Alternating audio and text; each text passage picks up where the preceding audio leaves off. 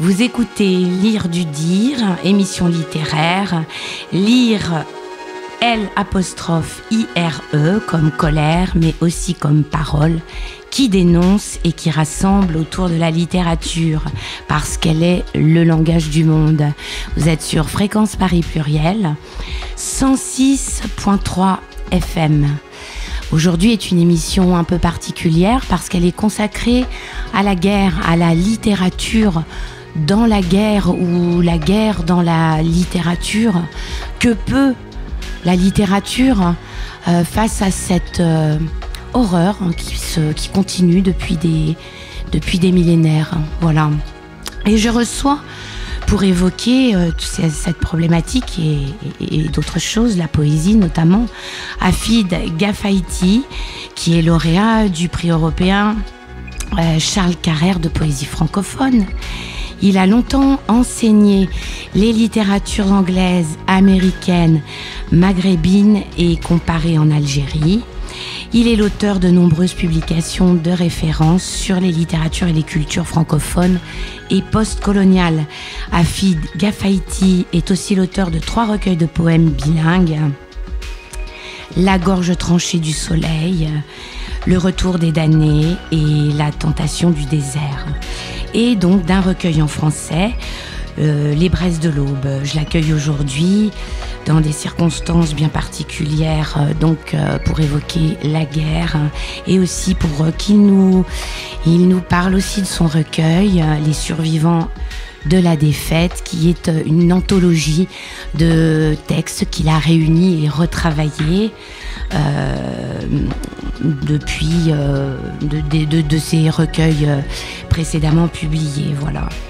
Alors, Hafid Gafaïti, Survivant de la défaite, c'est une anthologie de textes choisis de 3 livres bilingues. Et qu'est-ce qui a guidé ton choix quand tu as regroupé ces poèmes ?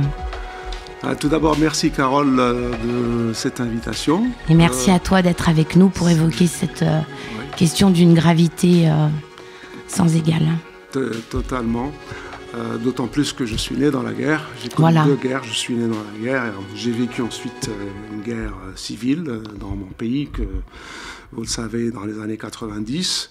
Alors, pour répondre directement à la question, qu'est-ce qui a guidé mon choix quand j'ai regroupé ces poèmes à partir des 3 premiers recueils bilingues français-anglais? En fait, c'était une trilogie dès le début. Et puis, d'ailleurs, le sous-titre de la trilogie, c'était « Meurtre » au pluriel et « Fraternité » au pluriel. D'où le sens de cette guerre qui peut être externe, mais aussi interne. Voilà. Donc, ce que j'ai voulu, c'est, en reprenant ces textes, j'ai voulu conserver la continuité qu'il y avait entre le premier, qui est vraiment celui de l'expérience directe de la guerre, le deuxième, celui du départ et du retour, et le troisième qui est une projection dans l'avenir, tout en étant ancré dans cette réalité que j'ai connue. La poésie, la littérature en général, c'est de l'écriture, mais c'est aussi de la lecture. Donc, on lit et on lit et on écrit et on réécrit. Donc, dans ce sens, pour moi, la poésie procède aussi d'un travail. Ce n'est pas simplement de l'inspiration, c'est aussi un travail constant, un travail sur le texte, un travail sur soi. Et j'ai voulu épurer les poèmes que j'avais écrits. J'étais de formation universitaire, même si j'ai toujours écrit des poèmes comme tout le monde, des chansons quand j'étais plus jeune. Mais je me suis mis à me dédier de plus en plus à la poésie, et c'est la guerre civile algérienne qui l'a fait. Ce n'est pas autre chose. Qui a façonné tes textes ou qui m'a remis, ou qui m'a ancré totalement dans la poésie. Je voudrais faire une comparaison. Kateb Yassine, le fameux écrivain algérien et grand poète en même temps, avait dit « c'est la guerre d'Algérie qui m'a fait poète et écrivain. Pour moi, c'est la guerre civile. » une génération plus tard. Donc, j'ai voulu épurer ces textes, éviter les redondances, aller à l'essentiel et aussi mettre en avant l'unité et l'évolution de cette réalité, parce que cette guerre s'est étalée sur 10 ans, jusqu'à 99.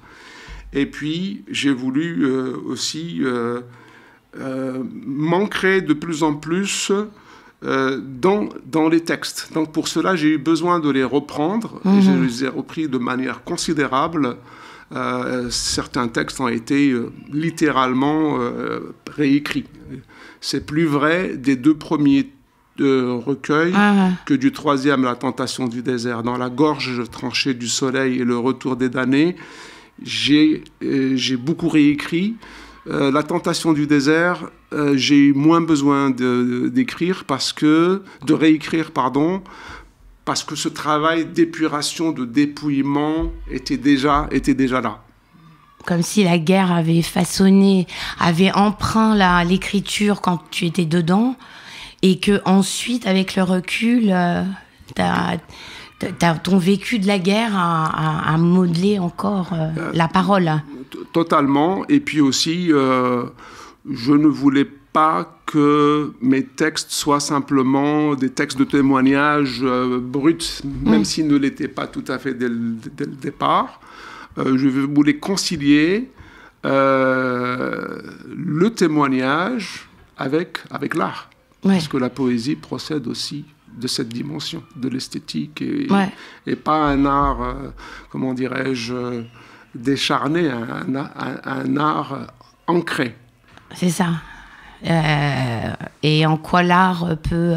c'est en suscitant de l'émotion qui peut certainement arriver à restituer l'horreur de la guerre. Hein. Comment... Totalement, totalement. Par exemple, je ne vois pas du tout de séparation entre un engagement littéraire et un travail sur la forme. Par exemple, après la Shoah, Celan se posait la question de la possibilité même de l'écriture. N'est-ce pas? Mais en même temps, Kafka avait dit « Écrire, c'est bondir hors du rang des meurtriers ». Et l'écriture procède dans cette mesure, elle procède d'une nécessité absolue. Pour moi, elle est devenue aussi importante que la respiration. Pour moi, ce n'est pas une occupation. Non. Ce n'est pas de la distraction, même si elle peut être belle et peut être chantée, participer de cela, mais elle est pour moi un engagement interne. C'est pas et en même temps dans la société. Mais elle est aussi un engagement interne. Et voilà. Donc,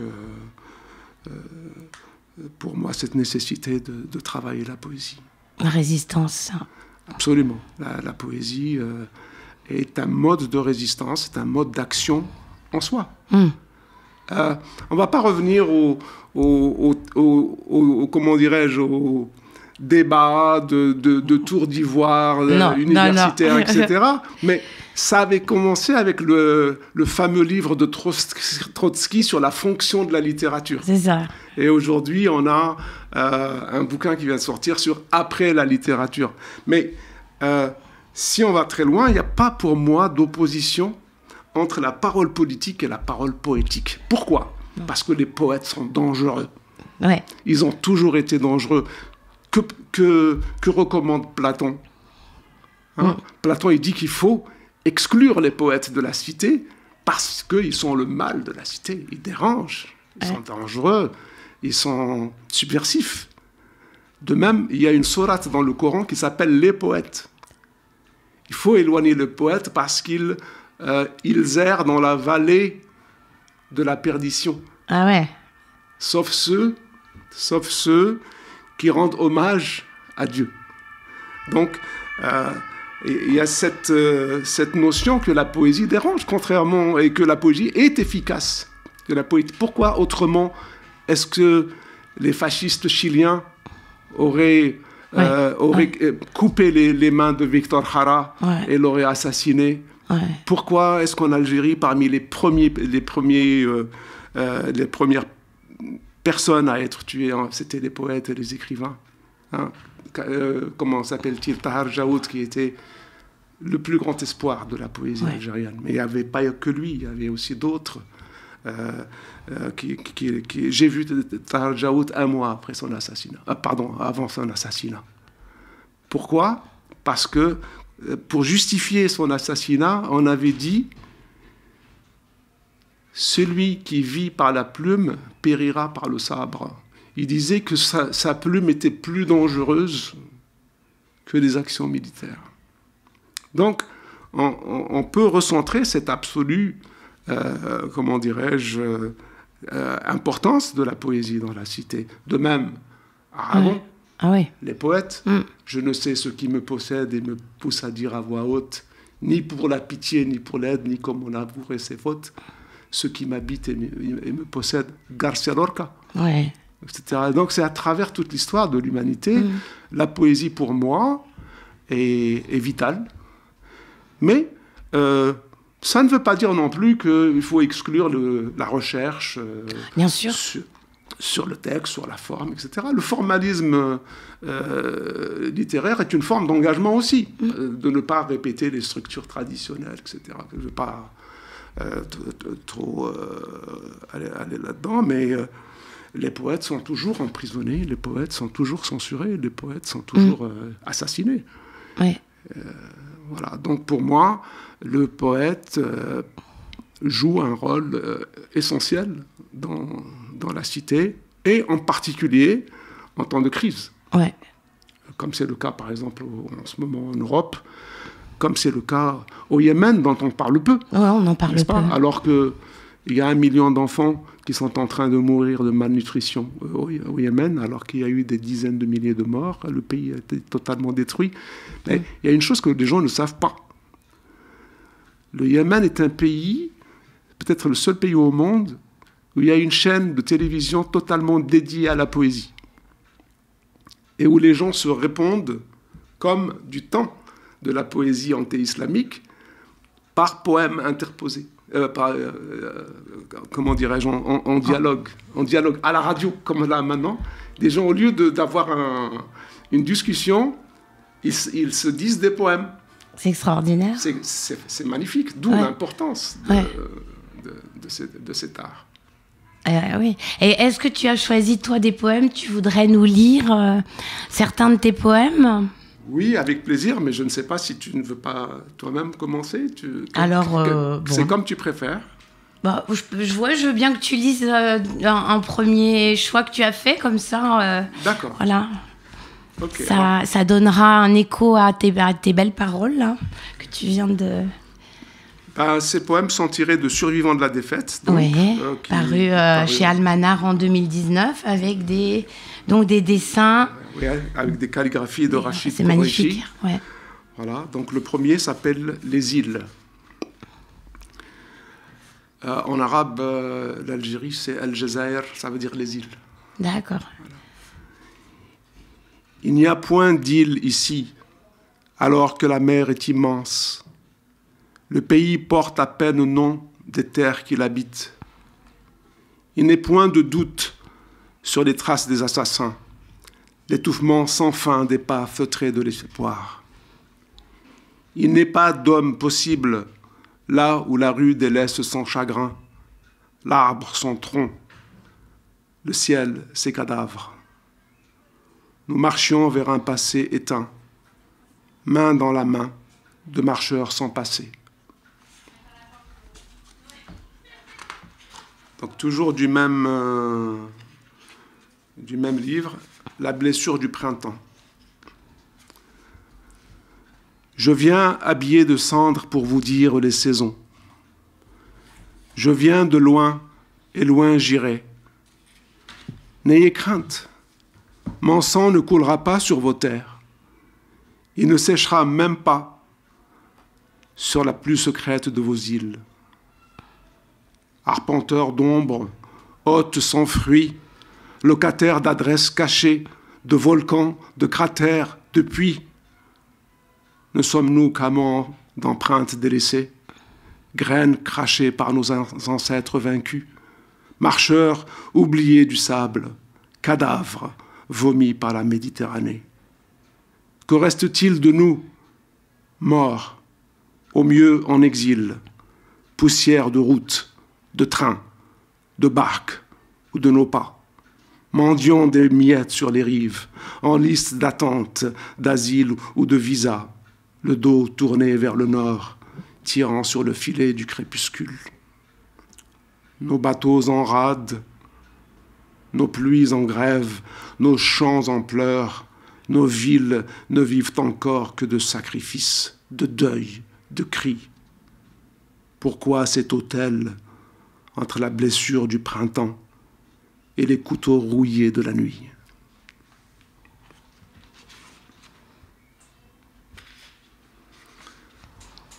Je continuerai avec un autre poème qui s'appelle « La mémoire de l'eau », dédié à Rachid Mimouni, écrivain algérien bien connu qui nous a quittés trop tôt.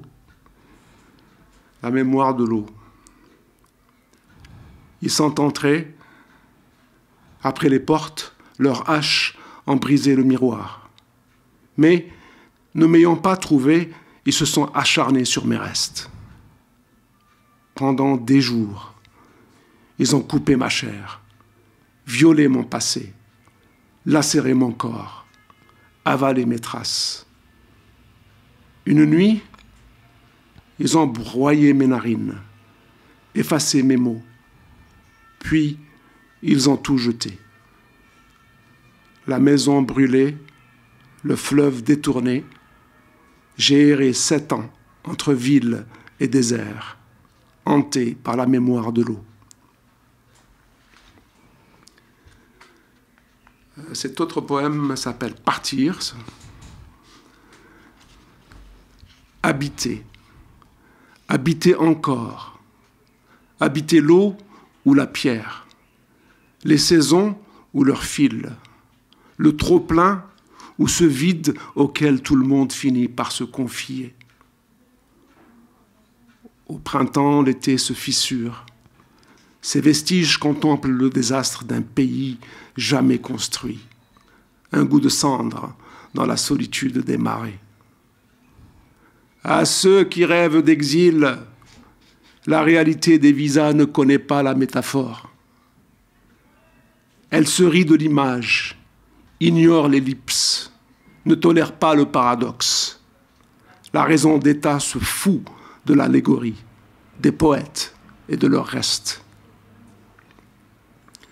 À ceux qui crèvent d'envie de se tenir droit face à l'intransigeance des palais, il convient de rappeler qu'il ne s'agit pas de fleurs et de mots, mais de vomissures, d'épines et de feu.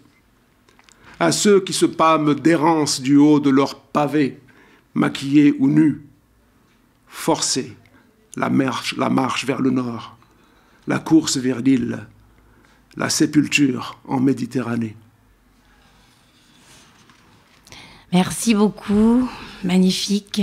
Donc, vous écoutez Fréquence Paris Pluriel, 106.3, et je reçois Hafid Gafaïti pour son recueil Survivants de la défaite, et puis pour évoquer dans cette émission un peu spéciale la littérature et la guerre, ou la guerre et la littérature. Alors, je vais lire votre 4e de couverture en 2006, la 4e de couverture de La gorge tranchée du soleil. La poésie procède d'une nécessité et d'une urgence. C'est un verdict. Il aurait été impossible de ne pas écrire. Le pays a subi un véritable carnage. À l'horreur des assassinats et des crimes barbares contre le peuple et son intelligentsia, se sont ajoutées les destructions massives et une véritable guerre contre la culture. Beaucoup sont morts, d'autres ont été forcés à l'exil. Ce recueil porte la trace de la 2e tragédie de l'Algérie moderne. marqué par la destruction et le deuil. Il est en même temps partage poétique, dire existentiel, hommage aux disparus et nécessaire travail de mémoire. Donc, à quoi sert le témoignage ? Que permet ou que peut la littérature, en l'occurrence la poésie ? Et est-ce qu'on peut dire que c'est une littérature engagée ? Comment est-ce qu'on peut témoigner de l'indicible ? Est-ce que aussi tu peux évoquer cette guerre ? Et voilà, c'est beaucoup de choses. Le concept de littérature engagée est devenu un mauvais mot. Une tarte à la crème. La mauvaise presse. Moi, je dirais oui, je n'ai pas de problème à dire oui, c'est une écriture, une poésie, une littérature engagée. Toute littérature, à ce moment-là, est engagée auprès de l'humain. Totalement. Ouais. Même le poète qui va s'enfermer dans sa tour d'ivoire, d'une certaine manière, c'est un choix. C'est un choix artistique, c'est un choix social, c'est un choix individuel, c'est un choix politique. Donc je ne vois pas de séparation entre l'un et l'autre. J'appartiens aussi à un monde qu'on appelle, entre guillemets, le tiers-monde. Et chez nous, la question ne se pose même pas. La question de l'engagement. C'est ce que disait Ahmadou Kourouma dans Le Soleil des indépendances. Il disait... Pour nous, Africains, la question de l'engagement ne se pose même pas. Ouais. Nous sommes obligés constamment de lutter à tous les niveaux à propos de tout. Cependant, il ne faut pas non plus limiter l'engagement à comment dirais-je, à une parole militante, idéologique, etc. Je crois que le formalisme qui a pris naissance, qui s'est affirmé à partir des années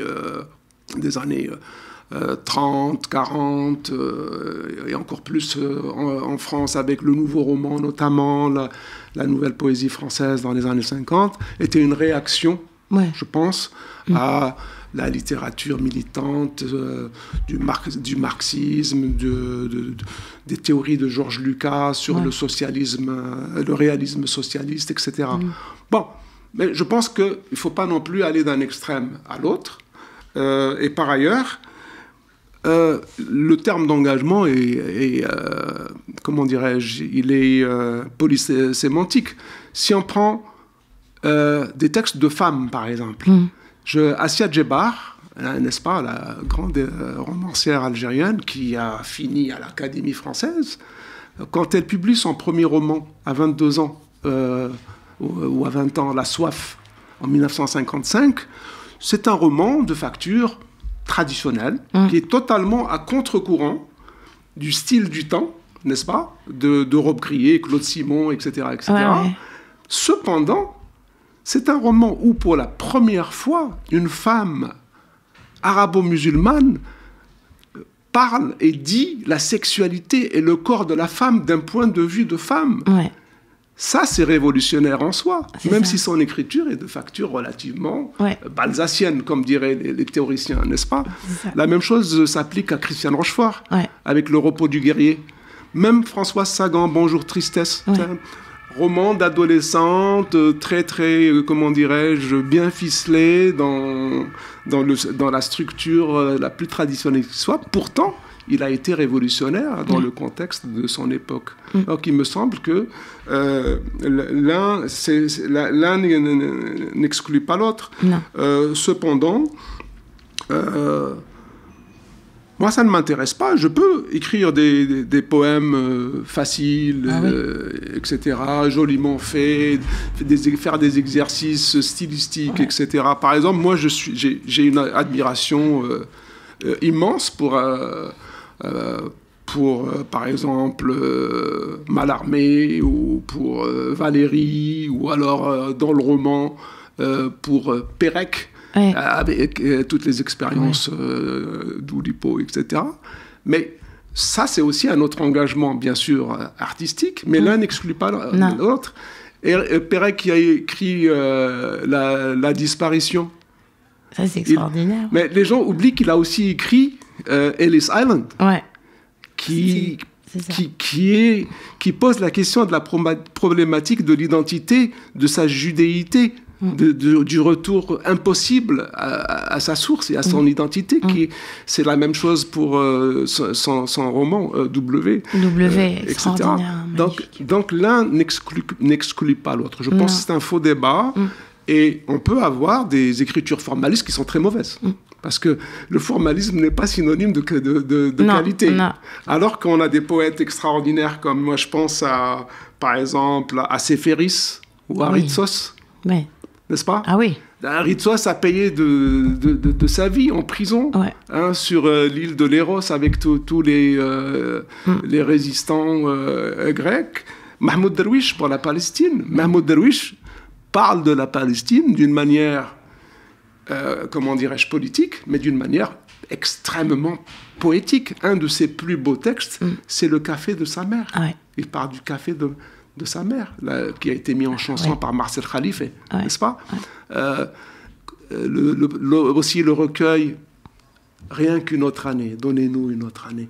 On n'est pas dans le texte politique comment dirais-je, basique. On est vraiment dans une écriture extraordinairement poétique en même temps, qui donc transcende cette opposition artificielle entre le fond et la forme, entre le message et la forme. Et moi, je pense que plus que jamais, nous devons rester impliqués, engagés dans la cité. C'est ça. Parce que être humain, c'est être engagé dans la cité.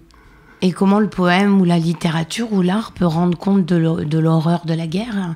Comment on peut dire ce qui peut pas se dire, en fait, je crois. Ce qui est l'indicible, pour dire le mot, quoi. Oui. Mais je pense que, comme tout art, c'est un travail d'archéologie, c'est un travail dans une mine où on essaye d'exprimer l'impossible, même si on ne peut jamais arriver à bout.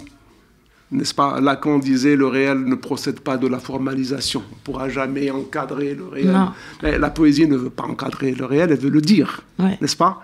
Elle veut l'exprimer, elle veut le partager. Donc, je pense qu'à partir du moment où nous sommes des êtres de langage, des êtres de parole, il y a différentes manières, bien sûr, de s'exprimer sur la guerre, mais il y a aussi la parole poétique. Et ça peut être d'une autre manière. Picasso avec Guernica, par exemple. Ça peut être fait sous d'autres formes artistiques, mais il n'empêche que la parole poétique, pour moi, est essentielle, et je pense qu'elle est nécessaire, et elle permet aussi, elle aide, du moins, à traverser la vallée des larmes. Peut-être aussi parce que la poésie permet de traverser le langage. Absolument. Absolument. Le langage, toutes les possibilités potentielles de l'humain. Rimbaud, avec le dérèglement de tous les sens. Saint-Jean-Perse. C'est une expression des limites. René Daumal, n'est-ce pas? Avec les hommes creux, cette notion des hommes creux. Nous sommes aujourd'hui dans une civilisation des hommes creux. Qui l'a exprimé? Ça fait plus d'un siècle que René Daumal l'avait déjà exprimé. T.S. Eliot l'avait fait aussi, dans The Wasteland, n'est-ce pas? Les poètes sont en même temps dans la société, ils sont peut-être aussi avec et à côté de la société. Et la parole poétique est une part absolue, me semble-t-il, intégrale de ce que c'est que d'être humain, qu'être humain. Être humain plus en deçà ou au-delà du langage, certainement.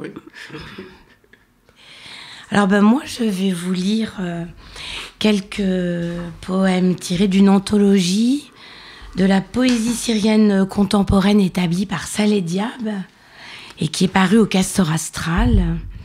Et alors, je voudrais que tu m'aides à lire le nom du poète parce que j'ai peur de de mal.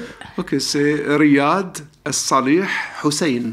Voilà, c'est bien ce que j'aurais pas pu. Voilà, merci beaucoup. Qui est né donc à Daraa, d'un père petit fonctionnaire et dans la ville de Marie à proximité d'Alep. C'est un autodidacte qui a écrit beaucoup, voilà. Et qui a donc été exilé à un moment. Il se passionne pour la poésie, évidemment. Ayant subi la guerre, il a écrit des poèmes magnifiques. Alors, je vous lis une chambre petite et étroite, et rien de plus. Une petite chambre, juste assez bonne pour y vivre. Une chambre petite et étroite, assez bonne pour y mourir.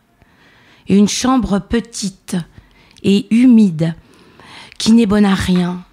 Une petite chambre où une femme épluche des pommes de terre et le désespoir, où un maçon ne dort jamais, où une fille pleure beaucoup sans raison, et où moi, qui suis un garnement mais pas méchant, j'ai des livres, des amis et rien de plus. Depuis que je suis née, sans patrie, depuis que la patrie est devenue une tombe, depuis que la tombe est devenue un livre, depuis que le livre est devenu un camp de prisonniers, depuis que le camp est devenu un rêve, depuis que le rêve est devenu une patrie, je cherche une chambre petite et étroite où je pourrais respirer en liberté. Je respire en liberté dans une chambre petite et étroite. J'ôte mes vêtements et je dors. J'ôte ma bouche et je parle. J'ôte mes pieds et je me promène dans la poussière du lit, cherchant des restes de nourriture et des chats, friands de caresses. Sur les étagères dans la chambre, des livres et des amis. Il y a aussi un bouquet de luzerne, une photo de Guevara et un tableau noir de Moundir Masri. Quand je suis affamée, je dévore les livres. Et je dis aux amis, « Amis, venez pour dialoguer. » Et mes amis sont nombreux. Ceux qui m'aiment ne me laissent pas une occasion de mourir. Ceux qui me haïssent ne me laissent pas une occasion de vivre. Demain, sans doute, je dévorerai les amis, comme j'ai dévoré les livres et les résolutions de l'ONU. Demain, sans doute, je me désisterai du rêve, comme Mademoiselle S. C'est désister des affaires de mon cœur. Demain, sans doute, je laisserai la chambre poser les bases de ma vie, avec ses 5 murs ensanglantés et sa seule fenêtre grande ouverte. Dans une chambre petite et étroite, assez bonne pour les pleurs, dans une chambre petite et étroite, assez bonne pour l'amour, dans une chambre petite et étroite, assez bonne pour les conciliabules. Je n'ai pu conspirer contre personne. Je n'ai rien pu faire dans une chambre petite et étroite, assez bonne pour l'écriture. Je n'ai pu écrire que mes dernières volontés. La chambre petite, étroite, étendue comme un cadavre sur le lit de la terre, assez bonne comme moi pour la dissection, comme moi, assez bonne pour une extermination. Dans la chambre petite, étroite, je lis les quotidiens et les massacres dans la chambre petite, étroite. J'aboie comme une tempête et je gazouille comme un épi. Je suis dans la chambre petite et étroite, un fleuve brisé et quelquefois une nation persécutée. Où est partie la femme? Mourir dans la chambre petite, étroite. Où as-tu décidé de mourir? Dans la chambre petite, étroite. Quel âge as-tu? Une chambre petite, étroite. Qu'est-ce que la terre? Une chambre petite, étroite. C'est magnifique, hein? Vous écoutez Fréquence Paris Pluriel, 106.3, et je suis avec Hafid Ghafiiti. Nous parlons des survivants de la défaite. Voilà, et alors, Hafid, on avait évoqué la nécessité du témoignage et la violence de la guerre. Alors, est-ce que la violence de la guerre est inscrite dans l'inconscient des peuples et est-ce que ça imprègne l'art, la littérature de ces peuples? Comment ça fait? Qu'est-ce que ça détruit la guerre? Mais qu'est-ce que ça aide aussi à construire dans l'art ou chez les peuples? Oui, bon, beaucoup de peuples, pratiquement tous les peuples de la Terre ont connu la guerre, certains plus que d'autres malheureusement. Je fais partie, moi, d'un pays qui a constamment été sujet à la guerre par des colonisations successives, depuis les Vikings, les Romains, les Vandales, etc., jusqu'au temps moderne avec la colonisation turque, ensuite française, la colonisation arabe aussi. Il ne faut pas, comment dirais-je, le nier, parce que l'Afrique du Nord est ce qu'elle est. Elle est une multiplicité, n'est-ce pas, ethnique arabo-berbère. C'est aussi le cas, par exemple, de l'Amérique, que je connais. Mmh. Tout à fait. Les États-Unis sont fondés sur un génocide. On a tendance à l'oublier. Le génocide des Premières Nations. Or, moi, j'ai visité des réserves en Amérique du Nord. Moi aussi, oui. Et cette violence, elle est toujours présente. Elle est toujours présente, au moins dans la mémoire.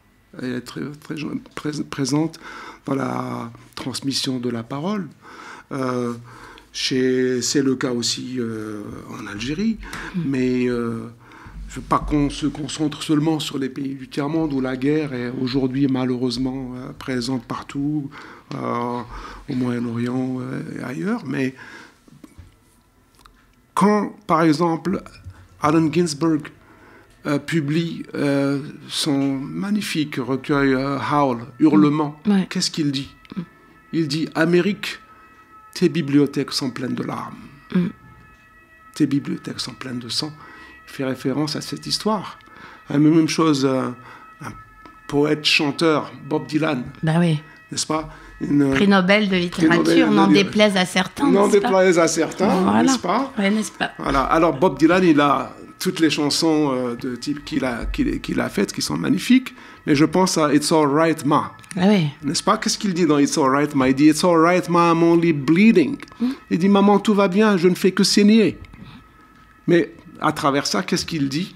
Il est en train de dire toute la violence qui traverse les États-Unis, qui a traversé l'histoire, l'identité interne, et on le voit tous les jours, il y a toujours quelqu'un qui se fait tuer dans un supermarché ou dans une école, mais aussi cette violence qu'ils ont exportée dans le reste du monde. Absolument. On a tendance à l'oublier. Absolument, absolument. Clé de voûte quand même des conflits qui nous occupent. Qui nous occupent, y compris le conflit actuel. Ah, oui, c'est ça. On a tendance à l'oublier. Y compris le conflit actuel, fomenté de longue date.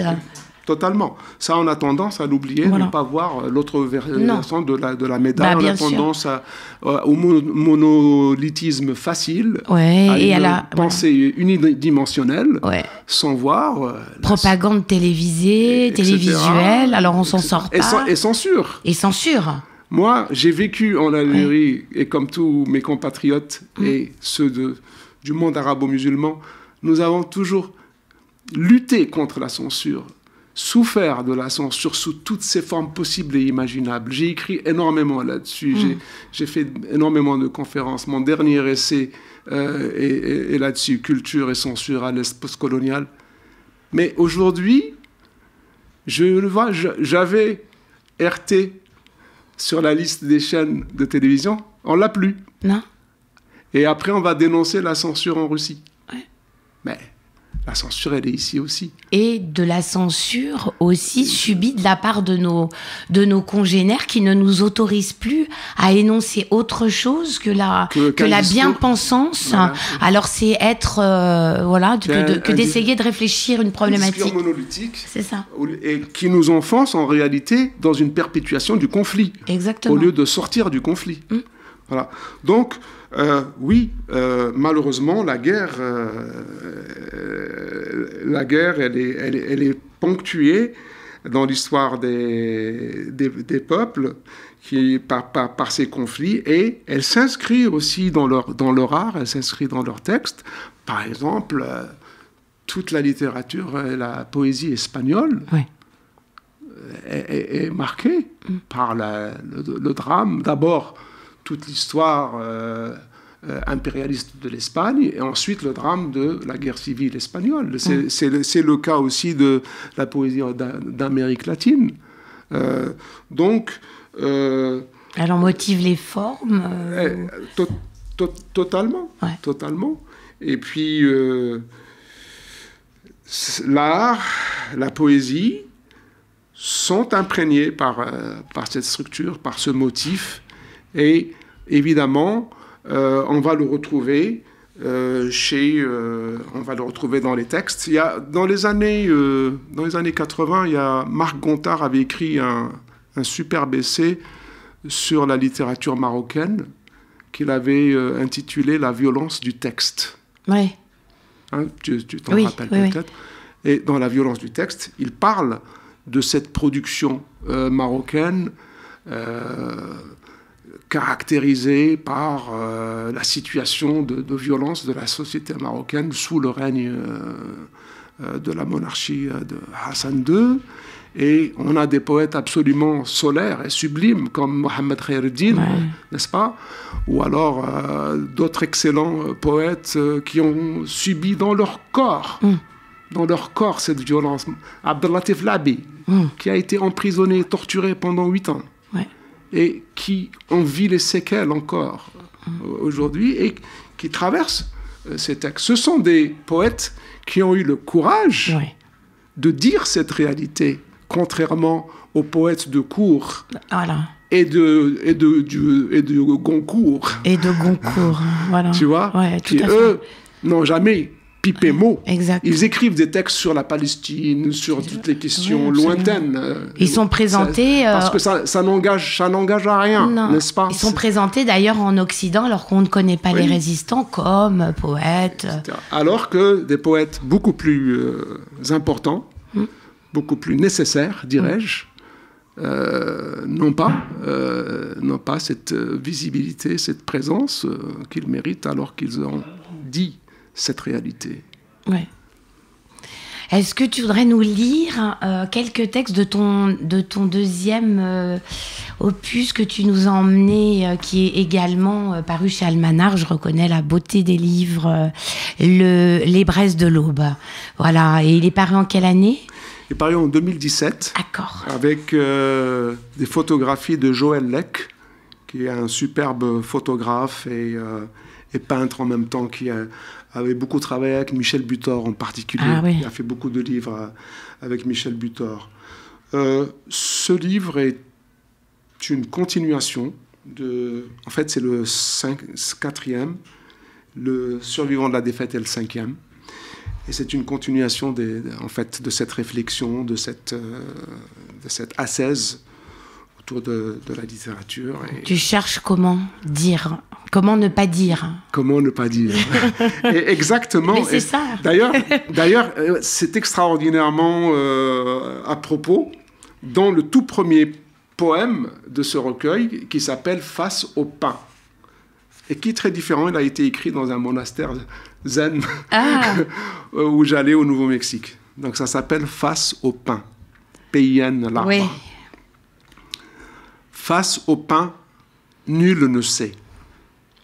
Les feuilles épanouies, le ciel aux branches suspendues, le soleil incrusté. La voix s'épuise, les yeux se retournent, les pieds prennent racine, et même le cœur se tait. Face au pain, nul ne sait. Un autre poème qui s'appelle « Station », au pluriel, toujours dans cette méditation sur la poésie. Guerrier stoïque, tu chantes la mort ou clames ton silence entre les dents de l'hiver. Fou savant, le rictus de tes yeux amers ne peut rien contre la danse des corps au soleil. tyran orgueilleux, ton mépris est vain devant la course des femmes, les jeux épars des océans.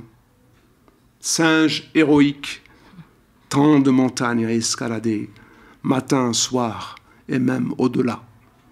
Frère triste enfin, il n'est plus belle mort que celle du sourire, passer la souffrance et la nuit.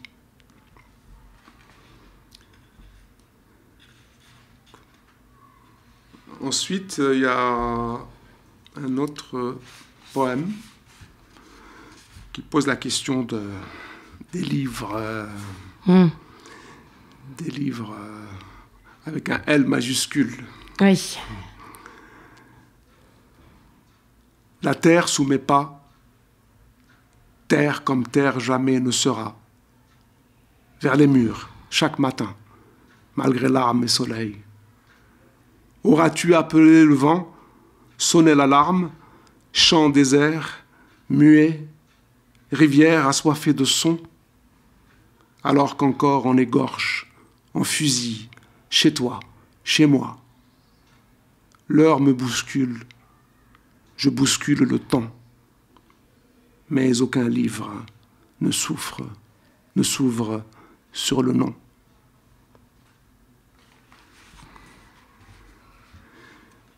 Ensuite, très court, sorte de haïku sur le rôle du poète. Ah. Il n'a pas de titre, c'est 3 points de suspension. Assombrir la nuit, menacer les étoiles. Superbe. C'est vrai. Je finirai avec deux autres poèmes très courts. Ils sont tous très courts dans ce livre. Départ. L'aube du soir n'attend pas l'été. Nulle sagesse, rien que des enjambées. Une fois gagnées les guerres, faire la guerre à la paix. Parce que la paix est mensongère aussi. Mais oui. On nous fait vivre une guerre une paix anesthésiée. Il faut être sur le qui-vive. Jusqu'au prochain volcan. Exactement. Et donc, un dernier poème de ce livre. Qalam. C'est le qalam, la plume faite à partir d'un roseau dans la tradition arabo-musulmane. Qalam. Chaque mot écrit, un baiser volé au silence. Toute phrase sculptée, une plante rebelle à l'absence.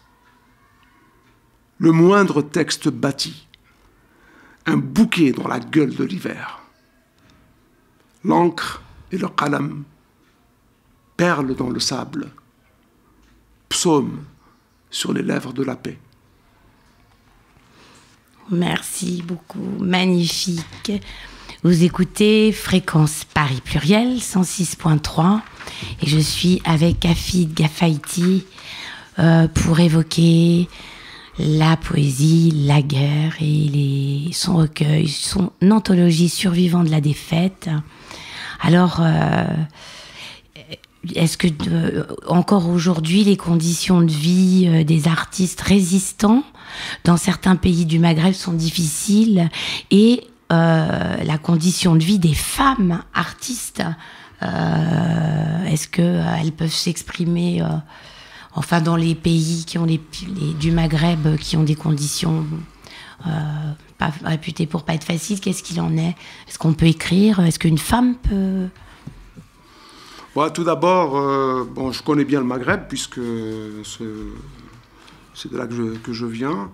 Et il faut d'abord insister sur la variété, sur la différence des situations. Ouais. Les situations ne sont pas nécessairement les mêmes en Algérie, au Maroc et en Tunisie. Donc ça peut varier selon le contexte du moment, selon le contexte politique. Je pense qu'on peut dire oui et non.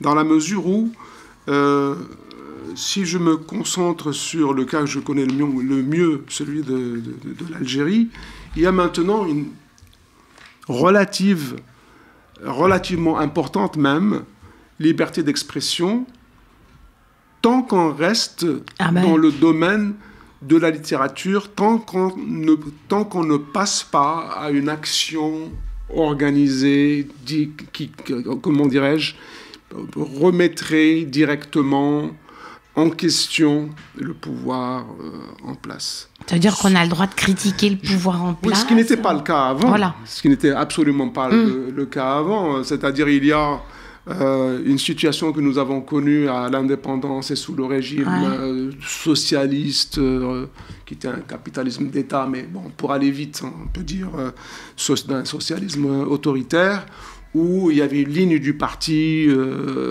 qu'il était impossible de transgresser, etc. Donc depuis 1988, il y a eu les mouvements sociaux, il y a eu une libéralisation de la presse, etc. À un moment donné, l'Algérie avait la presse la plus libre du monde, ce qui n'est plus le cas maintenant, malheureusement. Avec la guerre civile, on va avoir le plus grand nombre d'assassinats de journalistes en Algérie. On a eu 85 journalistes qui ont été assassinés. Ça, les gens ne le savent pas toujours. Il n'empêche que du jour au lendemain, on est passé de 2 ou 3 quotidiens et de hebdomadaires à une 60aine de journaux. Bon.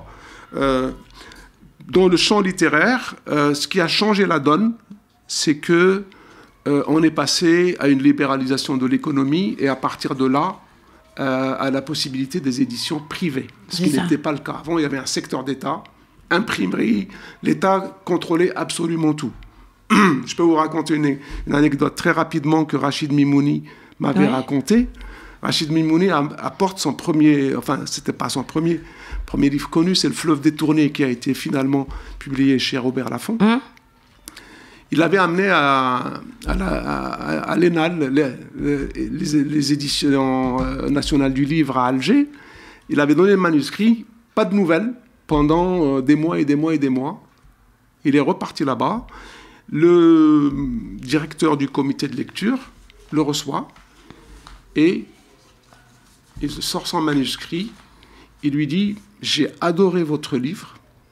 Je suis d'accord avec tout ce que vous dites. Cependant, officiellement, je ne l'ai jamais vu. » Et il lui remet le manuscrit. C'est ainsi que Mimouni va le publier en France. Donc, c'est dire qu'il y avait véritablement une structure de censure qui ne disait pas son nom, puisqu'il n'y avait pas d'organe de censure officiel. On va avoir ça en 1991. Moi, je faisais une revue avec des amis, Voix multiples. On avait commencé dans les années 80. C'était une revue sauvage. Donc, on était lié à aucune maison d'édition. C'était de l'auto-édition, on la fabriquait nous-mêmes. On faisait 500 exemplaires quand même. Et qui a eu un impact considérable au pays, puisqu'à partir d'un certain moment, on commence à en parler dans tous les journaux. Il y a des journalistes importants comme Djaoud, comme d'autres, Djahad, Mamri, etc., qui en ont parlé. On a publié de très grands écrivains, en même temps que des gens totalement inconnus. Des secrétaires dans des usines, un ouvrier, des maçons, etc. On a eu des textes de Kateb Yassine, de Djaoud, de Labi et de bien d'autres. Et à partir d'un certain moment, on nous envoyait, nous on recevait du courrier, mais on recevait le courrier ouvert. On ne nous censurait pas, mais c'était un signal, on vous a à l'œil. Donc c'était indirect. À partir de 91, il y a ce qu'on a appelé le visa de censure, le visa. Ah oui. Ah oui. Donc ça a changé la donne. Et il y a eu quand même un organe au niveau de la presse, etc. Bon, dans la situation actuelle, pour revenir à la question, on peut écrire, on peut publier, on peut s'exprimer jusqu'à un certain point. C'est quand on passe à une action organisée que ça devient plus chaud. Et puis à un certain moment, si on touchait au totem, totem présidentiel. Donc, tu vois de quoi je parle. Pour les femmes. Ouais, les femmes. Alors, les femmes, elles subissent une double oppression.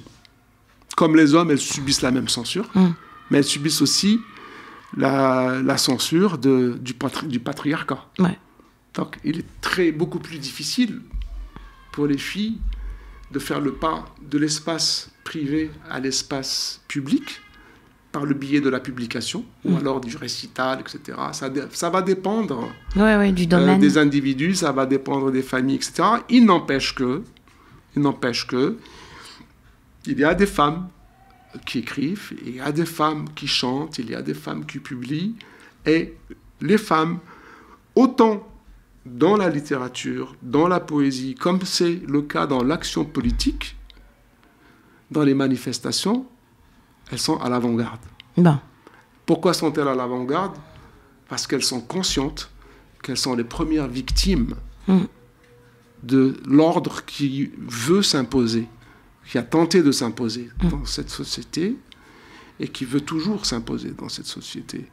Donc, il n'empêche qu'il y a des femmes prodigieuses et qui écrivent, qui peignent, qui font de la musique. Maintenant, ce qui facilite aussi l'expression, ce sont les médias, les réseaux sociaux. Donc, il est possible de contourner le contrôle de l'État, alors que du temps de la société post-indépendance et du régime socialiste, il y avait une véritable chape de plomb où l'État contrôlait tout, du début jusqu'à la fin, la publicité, le papier, la distribution, etc. Qu'est-ce qui a motivé ce souffle de liberté? Tu as dit que c'était le capitalisme, en fait, entre guillemets, quoi, le fait de... Il y a eu une libéralisation relative de l'économie, de la société aussi, parce que il faut noter une chose, c'est que quand même, les sociétés maghrébines, on peut dire tout ce qu'on veut sur la situation des Maghrébins en général, des femmes en particulier. La situation s'est améliorée. Oui. C'est un fait. Et je suis bien placé pour en parler, parce que du temps de la colonisation française, il y avait moins de 7% de filles qui avaient été à l'école. La majorité de la population, hommes et femmes, mes parents, mes grands-parents, mes oncles, mes tantes, étaient tous totalement analphabètes. À l'indépendance, après 25 ans d'indépendance, 67% des femmes sont alphabétisées. Aujourd'hui, en Algérie, je crois que c'est vrai autant de la Tunisie que du Maroc, dans une moindre mesure peut-être, il est un fait, c'est que plus de la moitié des enseignants sont des femmes, plus que de la moitié des médecins sont des femmes. Je viens d'apprendre récemment que l'armée algérienne a une femme générale, et pas dans le tourisme ou n'importe, c'est la générale d'aviation. D'accord. Le Coran dit qu'une femme ne peut pas être juge. En Algérie, nous avons eu une femme ministre de la Justice. Donc, il y a une transformation de la société réelle. Mais cependant, évidemment, il y a un mouvement de pendule. Il y a deux projets de société qui se confrontent. Une vers la modernité, l'autre du fondamentalisme, de la tradition. Pire que la tradition, c'est une véritable régression. Parce que la plupart de ces gens qui se disent musulmans, ils sont bien plus rétrogrades que ne l'étaient les sociétés musulmanes d'avant. Est-ce qu'il y a une littérature possible face à la guerre? Oui, bien sûr. Bien sûr, il faut qu'il y ait une littérature. Il y a une littérature possible face à la guerre. Les Français l'ont démontré pendant la guerre. Il y a eu la parole des poètes. Les Espagnols l'ont montré. Les Chiliens l'ont montré.